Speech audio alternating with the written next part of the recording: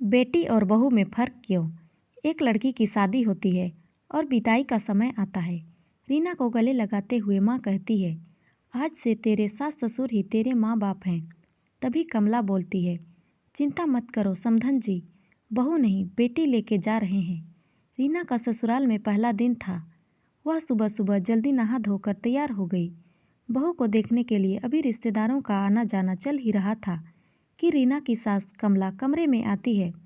अरे बहू, तुम तो ऐसे बैठी हो बिना घूंघट के, नई नई शादी हुई है, सबको ऐसे ही मुंह दिखाती फिरोगी क्या? चलो घूंघट कर लो। रीना को पहले ही दिन अपनी सास कमला की ऐसे व्यवहार की उम्मीद न थी। शादी के पहले फ़ोन पर जब बात होती थी तो हमेशा यही कहती थी, तुम भी हमारी बेटी हो, बेटी की तरह रखेंगे। फिर ये क्या? रीना ने सोचा, शायद अभी रिश्तेदारों का आना जाना है, इसीलिए ऐसा कह रही हो। रीना ने उनकी बातों को दिल से नहीं लगाया और लंबा घूंघट करके बैठ गई।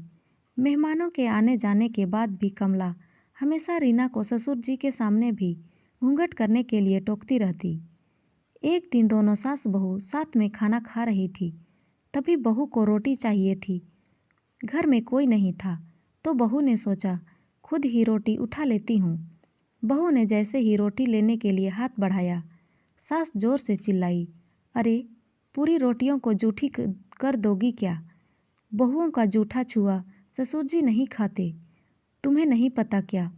सास कमला ने गुस्से से भरे स्वर में कहा कि बहू बेचारी की भूख ही मर गई।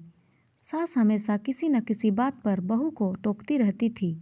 बहू ये मत करो, बहू वो मत करो। बहू हमेशा सोचती कि अब मैं नहीं सुन सकती, लेकिन परिवार की शांति बनाए रखने के लिए वो कभी सास को पलट कर जवाब नहीं देती। हमेशा हंसमुख और चंचल रहने वाली रीना गुमसुम रहने लगी। ससुराल में उसे घुटन सी होने लगी।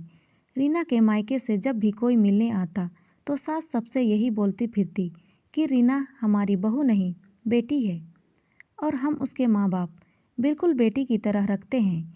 एक दिन ननद और भाभी किसी बात को लेकर जोर जोर से हंस रही थी। तभी सास गुस्से से आती है, बहुएं इतनी जोर से हंसती हैं क्या? पड़ोसी भी क्या सोचेंगे? इनकी बहू तो जोर जोर से हंसती है, जोर जोर से बोलती है। तुम्हारे माँ बाप ने कोई संस्कार नहीं सिखाए क्या? माँ बाप के संस्कार पर सवाल उठने पर रीना से रहा ना गया। वह बोल उठी, माँ जी, आज आप मुझे बता दीजिए कि मुझे यहाँ बेटी की तरह रहना है या बहू की तरह। एक और तो आप सबसे यही बोलती फिरती हैं कि रीना को हम बेटी की तरह रखते हैं, तो क्या बेटियां हमेशा घर में घूंघट में रहती हैं? बेटियों का छुआ भोजन कोई पिता नहीं खाता क्या? बेटियां अपने घर में जोर जोर से हंस बोल नहीं सकती, सिर्फ कह देने से बहू बेटी नहीं बन जाती। अपने व्यवहार और सोच में भी उसे बेटी की तरह प्यार और स्वतंत्रता देनी पड़ती है। सास के पास बहू के सवालों का कोई जवाब नहीं था। वो चुपचाप अपने कमरे में चली गई। दोस्तों, मैं इस कहानी के माध्यम से यही बताना चाहूँगी कि हमारे समाज में आज सभी ससुराल वाले यही कहते हैं कि हम बहू को बेटी की तरह रखते हैं। फिर क्यों कदम कदम पर उन्हें ये एहसास दिलाया जाता है कि तुम बेटी नहीं बहू हो।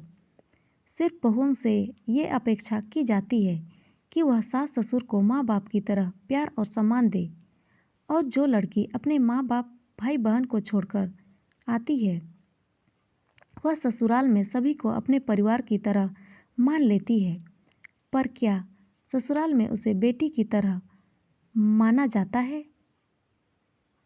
उसे बेटी की तरह पहनने ओढ़ने, घूमने फिरने, हंसने बोलने की आज़ादी दी जाती है?